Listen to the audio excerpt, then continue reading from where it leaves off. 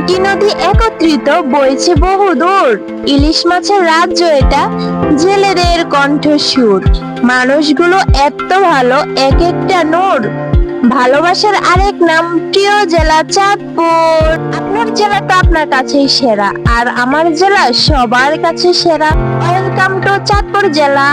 সবার কাছে সেরা হবে না কেন? ইলিশের বাড়ি চাঁদপুর বলে কথা, তাই না? আজকে আমরা চাঁদপুর বড় স্টেশনে ঘুরতে যাব। তো আমার সাথে তোমরাও চলো বন্ধুরা, তোমরা আমার সাথে ঘুরে আসো। হঠাৎ করে প্ল্যান হলো আজকে আমরা ঘুরতে যাব।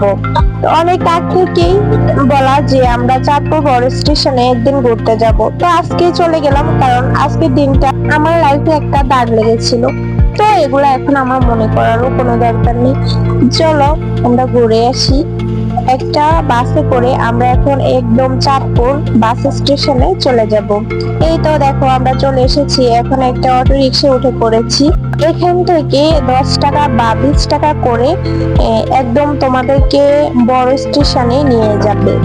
তো দেখো আমরা চলে যাচ্ছি। আমাদের সাথে দেখো চাঁদপুর শহরটা একটু। এখানে একটা অনেক সুন্দর ভাস্কর্য রয়েছে। আমরা কিন্তু সবার আগে ইলিশ ঘাটে যাব।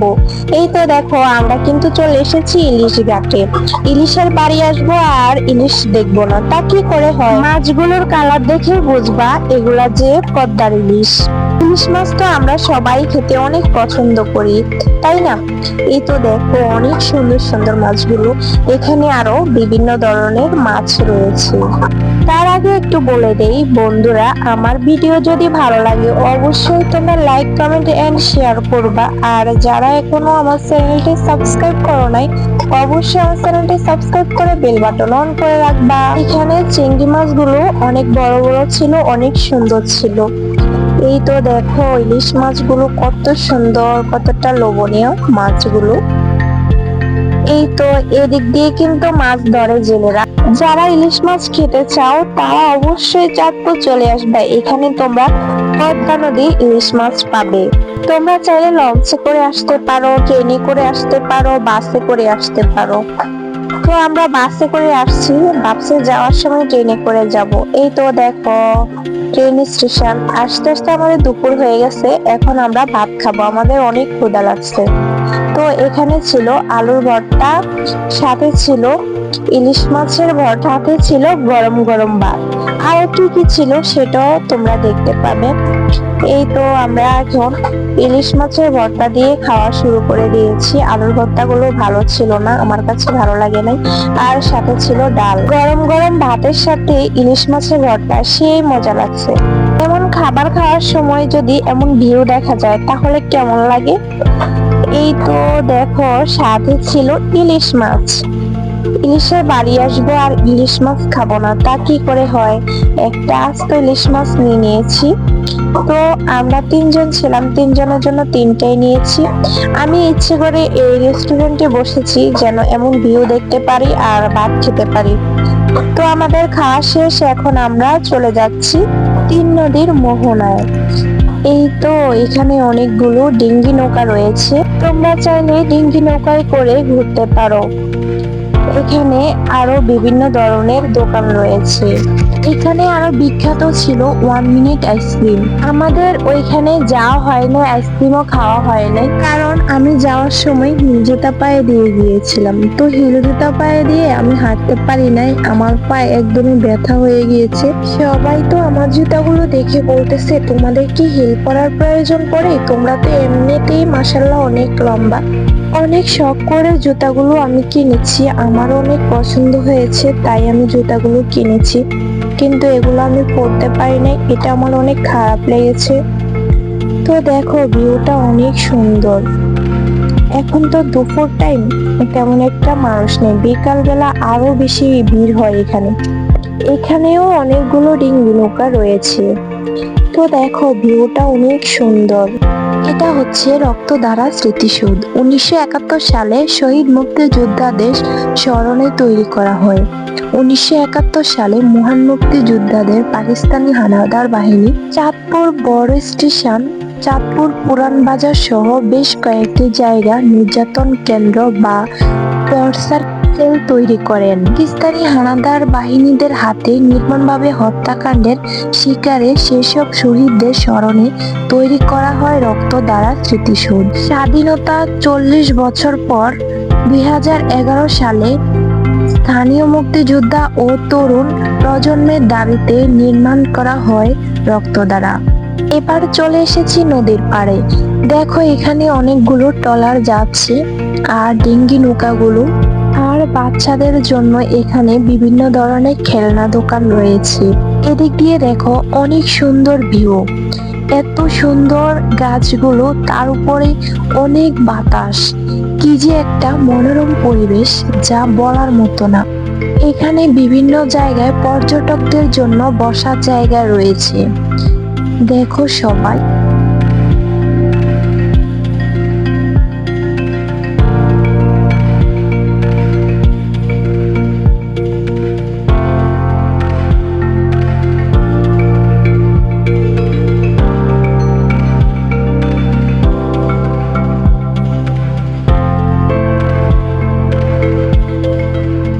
এখানে অনেকগুলো ট্রলার রয়েছে, এগুলো দিয়ে দিয়াবাড়ি, এরপরে মিনি কক্সবাজার বিভিন্ন জায়গায় যাওয়া হয়। কিন্তু আমার অনেক ইচ্ছে ছিল যে মিনি কক্সবাজার যাওয়ার। আমি আরো একবার গিয়েছি, অনেক ভালো লাগে ওইখানে, কিন্তু এবার যেতে পারি নাই কারণ আমার সাথে আমার চাচিমা আর একটা আন্টি গিয়েছে। তো ওনারা নাকি ভয় পায়, তো বলতেছে যে আমরা যাব না, তুমি একা একা যাও। তো আমার কি আর একা একা যাওয়া সম্ভব? তারা যাবে না, আমি কিভাবে যাই? তাই আমি আর গেলাম না, কিন্তু আমার অনেক ইচ্ছে ছিল। আবার নেক্সট যাব, তখন না হয় যাব মিনি কক্সবাজার আর 1 মিনিট আইসক্রিম খেতে। খুব তাড়াতাড়ি যাব, গেলে তোমাদের সাথে ভিডিও শেয়ার করব। এই তো দেখো লঞ্চ আসতেছে। দেখো একটা ঘোড়া, এই ঘোড়াগুলো দিয়ে বাচ্চারা অনেক ঘোরাঘুরি করে। তো এই পাশে আবার আমি চলে আসলাম। এই পাশের ভিউটাও অনেক সুন্দর, দেখো সবাই। এদিকে অনেকগুলো দোকান রয়েছে। তো এখানে দেখো বড় বড় কয়েকটা বট গাছও রয়েছে। সবাই বট গাছের নিচে বসে এই বাতাসগুলো উপভোগ করে, এই পরিবেশটা উপভোগ করে। তো আমরা বসে আছি, আমাদের আরেকটা আন্টি আসবে, তো আমরা বসে আছি, ওনার জন্য অপেক্ষা করতেছি। আর দেখো কি পরিমাণ বাতাস এখানে, আর অনেক ভিড় ছিল। এখন আস্তে আস্তে বিকাল হয়ে আসতেছে, তো অনেক ভিড় হচ্ছে। এখানে একটা ফুলের দোকান রয়েছে, দেখো সবাই বসে আছে। আমরা এখানে বসে আমরা খেয়েছি, আচার খেয়েছি, আরো অনেক কিছু খেয়েছি। তো দেখো এখানে সবাই আসে, পাথরগুলোর উপরে বসে পিত্তলে, বা অনেকে এসে, এই যে একটা আপু দেখো পা ভিজাচ্ছে নদীর পানি দিয়ে। এই জায়গাটা দেখলে আমার ইচ্ছে হয় যে আমি এখনই চলে যাই মিনি কক্সবাজার। ওই জায়গাটা অনেক সুন্দর। যারা চাঁদপুর ঘুরতে আসবা অবশ্যই মিনি কক্সবাজারে যাবা, আরো বেশি উপভোগ করতে পারবা। তো ওই জায়গাটা অনেক অনেক সুন্দর। এই সময় যদি কেউ যাও, ওইখানে তোমরা কাশগুলো দেখতে পাবা। এই তো দেখো আমরা এই পাশে দোকানগুলোতে চলে আসলাম। আমরা এখান থেকে কিছু খাবো নদীর পাড়ে বসে। এখানে বসে সবাই অনেক কিছু খায়, এখানে অনেক দোকান রয়েছে।